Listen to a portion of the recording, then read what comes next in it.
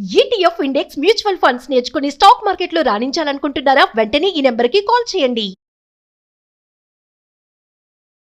Hi viewers, India's largest digital media network Suman టీవీకి స్వాగతం. ప్రస్తుతం మనతో ఉన్నారు మోటివేషనల్ స్పీకర్ పద్మిని గారు. నమస్తే అండి. నమస్తే రాధా. అమ్మా, పెళ్లి అంటేనే చావు అని ఫిక్స్ చేసేస్తున్నారు ఈ ఆడవాళ్ళు.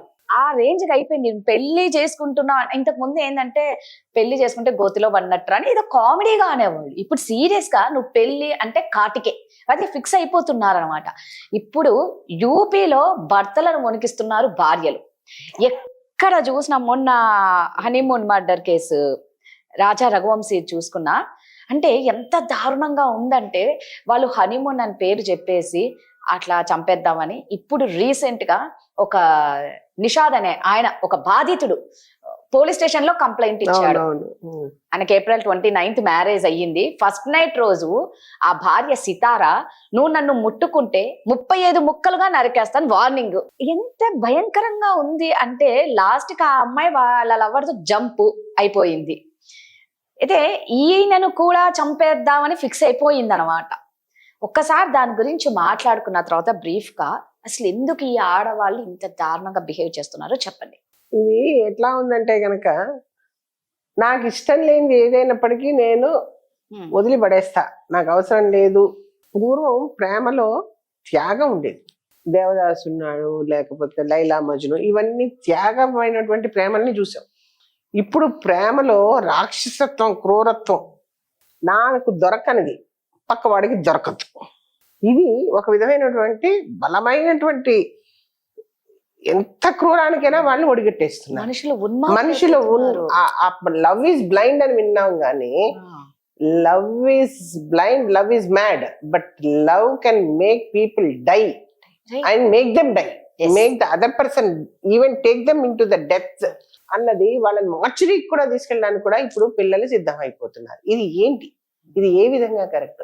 ఆ పిల్ల సితారా, ఓకేనమ్మా, నీకెవడో ఆమన్ గాడితో నీకు లవ్ ఉంది, ఫైన్, వాడిని పెళ్లి చేసుకోవాల్సింది కదా, పెళ్లి చేసుకోలేదు, వీడిని చేసుకున్నావు. వీడిని ఎందుకు చేసుకోవాల్సి వచ్చింది? ఆస్తి అమ్మా, ఆస్తి కోసం చేసుకున్నావా? తల్లిదండ్రులు ఒప్పించారా? లేకపోతే ఇంకో దానికోసం? నువ్వు దేనికోసం చేసుకున్నావు అసలు? తల్లిదండ్రులు ఒప్పిస్తే తల్లిదండ్రులది కూడా తప్పే కదా రాదా? ఆ పిల్లకి మనసు లేని మనవు ఎక్కడ చేస్తుంది? మనం అది కూడా చేయకూడదు. పిల్ల ఇష్టాయిష్టాలు కనుక్కోకుండా అడుగు ముందు వేయడం తల్లిదండ్రులది కూడా తప్పు. ఏ రోజైనా సరే వాడికి ఆస్తి ఉండొచ్చు, లేకపోతే అనాథ అయి ఉండొచ్చు, కానీ పిల్ల ఇష్టపడిన వాడితో చేయాలి. కానీ పిల్లలు ఇష్టపడిన వాళ్ళతో పెళ్లిళ్ళు చేస్తే ఇలాంటి అనర్థాలు ఎక్కువగా జరుగుతున్నాయి. రెండోది, పిల్ల అయితే మటుకు నాకు వద్దు నాన్న, నాకు వద్దమ్మా అని చెప్పి రావాలి. కానీ పెళ్లి చేసేసుకుని మొదటి రోజు నాడు వాడిని బెదిరించేసి నేను 35 ముక్కలు చేస్తాను, 36 ముక్కలు చేస్తానంటే అదేనా సొరకాయ బెండకాయ ముక్కలు వేసి మనిషిని కోసి పడేయడానికి? అర్థం లేని మాట కదమ్మా ఇది. నీకు ఇష్టం లేదు, నీకు నచ్చలేదు, వాడితో ఆ రోజు చెప్పుకోవాల్సింది పని. నన్ను బలవంతంగా నీకు ఇచ్చి పెళ్లి చేశారు, నేను నీతో కాపురం చేయలేను, నేను ఫలానా వాడిని ప్రేమిస్తున్నాను, నేను వాడితో వెళ్ళిపోతాను, నువ్వు నాకు సహకరించి నేను వెళ్ళిపోతాను అని చెప్పుకుంటే ఏం చేసేవాడు? అది కాదు, ఇది కాదు, వీడిని బెదిరించేసి జంపు జిలాని అని చెప్పి నెక్స్ట్ డేను అందరి సమక్షంలోనూ మళ్ళీ పంచాయతీలు అయినప్పటికీ కూడా వన్ ఫైన్ డే గోడ దూకి పారిపోయి 15 మందిని వరకు పెట్టింది ఆ పాప. వీడిని చంపించడానికి రెడీ చేసి పెట్టి నిషాద్ వాళ్ళ భార్య ఫోన్ లో చూసాడట 15 మందిని రెడీగా చేసి చంపడానికి అని. వీళ్ళు కేదార్నాథ్ ప్లాన్. మళ్ళా కేదార్నాథ్ ఇదివరకు భక్తికి ముక్తికి కేదార్నాథ్ వెళ్తూ ఉంటే ఇదేంటమ్మా ఇప్పుడు అందరూ కేదార్నాథ్ వెళ్ళి మనుషులు లేపేస్తున్నారు. ఆ మన ఏదో హనీమూన్ కప్పులు కూడా అట్లాగే చేశారట. దేవుడి దగ్గరికి డైరెక్ట్ ఈశ్వర దర్శనం చేయిస్తున్నారు. నిషాద్ ఇక్కడ మెచ్చుకోవాల్సింది ఏంటంటే ఎంత ఫోర్స్ చేసిందో కేదార్నాథ్ కి వెళ్తామంటే. ఈ అబ్బాయి ఆ టైంలోనే రాజా రఘువంశీ ఒకటి, నేవీ ఆఫీసర్ ఒకటి గుర్తుకొచ్చి, అంటే ఆ టైంలోనే రాజా రఘువంశీ జరగడం వల్ల ఈ నిషాద్ అనే అబ్బాయి అలర్ట్ అయ్యాడు. అంటే ఏంటి అసలు ఇంత క్షమయా దరిద్రి అనే ఆడవాళ్ళు ఈ రోజు అసలు క్షమించలేరా? మనిషి ఎందుకు క్షమించట్లేదు?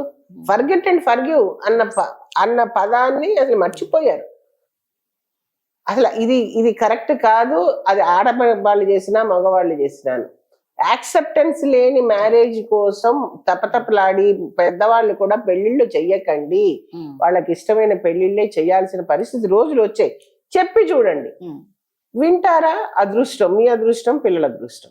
వినలేదు, అయినా వాడినే చేసుకుంటానని మొండిగేశారనుకోండి, నీ కర్మ అలా ఉందని చెప్పి వదిలేయడం తప్పితే మనం ముందుకు వెళ్ళిపోయి ఏదో చేసి ఏదో తెచ్చుకుని ఆఖరికి మన కన్న పిల్లల్ని మనమే దూరం చేసుకుని వాళ్ళ దృష్టిలో మనం చెడయి, మన దృష్టిలో వాళ్ళు చెడయి, ఆ సంఘంలో చెడ్డ పేరు తీసుకుని వచ్చి అందరం బాధపడి అసలు ఆడది అంటే గౌరవం పోయేలా చేసుకునే రోజులు వస్తున్నాయి.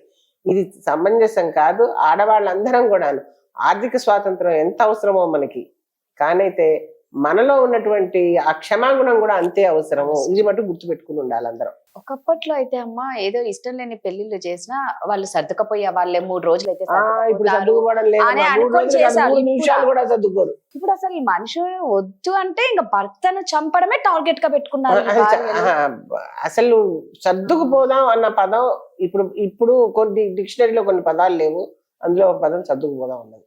అట్లే ఉంది. ఎక్కడా సర్దుకుపోరు, అన్ని వాళ్ళు అనుకున్నట్టుగానే జరగాలి.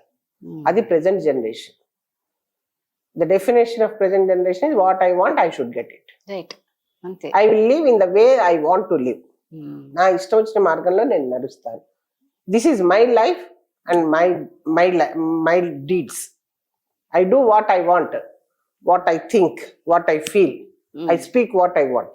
That's all.